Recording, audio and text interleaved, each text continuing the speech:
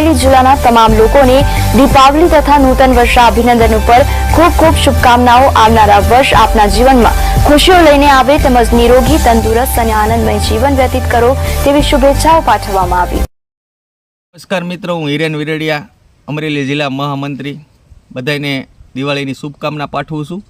પણ સાથે સાથે બોટાદમાં ખેડૂતો તેમના હક માટે લડત લડતા હતા। તેમની એક જ માંગ હતી, કરદા પ્રથા બંધ થાય ગુજરાતમાંથી, બોટાદમાંથી। રાજુભાઈ કરપડા ખેડૂતોને તેમના હક અપાવવા માટે અને કરદા પ્રથાનો અંત આવે તે માટે તેમણે બુલંદ અવાજ ઉપાડી લડત આપી।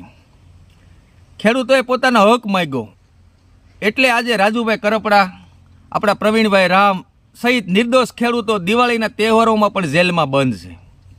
તો આજે આપણે સૌ ખેડૂતો માટે અને આમ આદમી પાર્ટીના લડાયક યોદ્ધાઓ માટે એક દીવો પ્રગટાવી પોતાનું સમર્થન આપવાનું છે। તો આવો આપણે સૌ આ દિવાળીના પ્રકાશ પર્વ એક દીવો આ યોદ્ધાઓ માટે પ્રગટાવીએ અને વધુમાં વધુ લોકો મુહામિંગ જોડાય તે માટે અપીલ કરીએ।